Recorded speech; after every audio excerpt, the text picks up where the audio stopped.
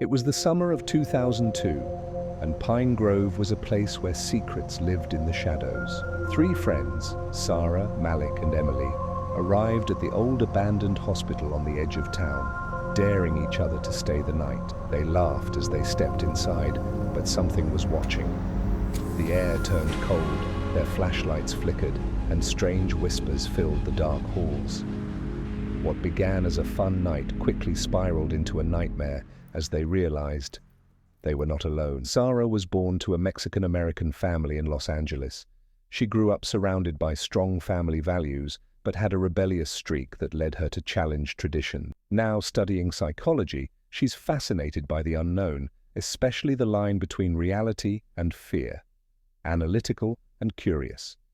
Sarah's calm nature allows her to think clearly under pressure, often dissecting the situation rationally. Her curiosity often pushes her into dangerous situations. She tends to doubt supernatural occurrences, trying to explain them away scientifically. She sees this night as an opportunity to debunk myths about haunted places, viewing it as a psychological experiment. Malik Johnson. Malik grew up in Detroit and is of African-American heritage. He's a tech-savvy college student majoring in engineering. He's always been skeptical of the paranormal but loves a good thrill, often pushing himself to face his fears. Quick thinker and resourceful, Malik uses his gadgets to solve problems and is always the one with a backup plan. His bravado often covers up deeper insecurities. He hides his fear under humor and tends to act impulsively when truly scared. Malik joins the group to prove that he's not afraid of anything, determined to face the unknown and laugh it off. Emily Park. Emily is Korean-American, born and raised in New York City. She grew up listening to ghost stories passed down from her grandmother, stories of restless spirits and vengeful ghosts. These stories both scared and intrigued her. She's studying art and often channels her emotions into her work, sensitive and empathetic. Emily is deeply connected to her emotions and can sense when something is wrong. She's the first to notice subtle changes in the environment. Emily's sensitivity makes her vulnerable to fear. She's prone to panic and finds it hard to focus when things start to go wrong. Emily wants to confront her fears and prove that the ghost stories from her childhood were just that. Stories. Sarah, Malik, and Emily stand outside Pine Grove, an abandoned hospital that's been closed for years. Malik jokes about how they're about to make a ghost-hunting documentary, while Emily clutches her camera nervously. Sarah is the most confident, leading the group inside with her flashlight. The building is old, the air heavy with dust. It's quiet, too quiet. As they explore, the building begins to change around them. Sarah notices doors that were closed now open. Malik hears footsteps in the hallways, and Emily feels a cold hand brush against her arm, though no one is near. They try to laugh it off, but the atmosphere grows darker by the minute.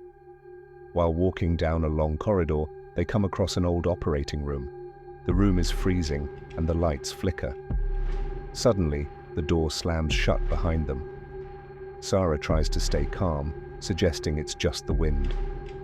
Malik inspects the door, but there's no logical explanation. Emily becomes increasingly uneasy, her breath quickening as she feels a presence watching them. Out of nowhere, a ghostly figure appears in the corner of the room, hovering just outside their line of sight.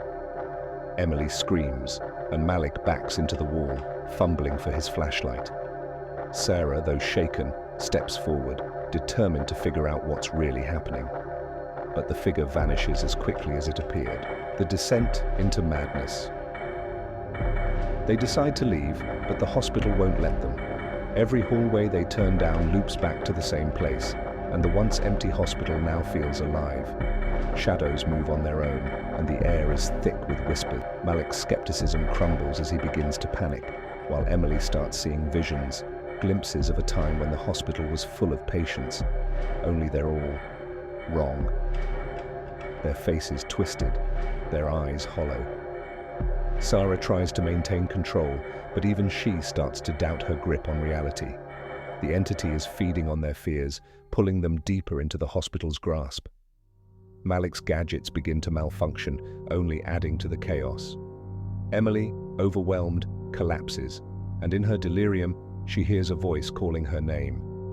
They reach the heart of the hospital, a room with an old operating table. The ghostly figure reappears, now much clearer, a doctor from a time long gone. The entity is no longer hiding. It wants something from them, but none of them know what. Sarah believes it's trying to communicate, while Malik insists they need to fight their way out. Emily, still dazed, whispers that they've been chosen. But for what? The lights flicker, and the ghost surges toward them, its hollow eyes fixed on Emily. Sarah and Malik try to pull her away, but the room begins to collapse around them. The entity lets out a deafening scream, and just as everything seems to fall apart, darkness swallows them whole. When Sarah wakes up, she's outside the hospital, alone. Malik and Emily are nowhere to be found. The hospital stands silent behind her, as if nothing had happened. Her phone, which had died earlier, now has a single message from Malik. "Where are we?" She tries to re-enter the hospital, but the doors are locked. As she walks away, Sarah looks back at Pine Grove one last time, her heart racing. Did they really encounter a ghost, or had the hospital driven them mad? And more importantly, what happened to her friends? Are they still trapped inside?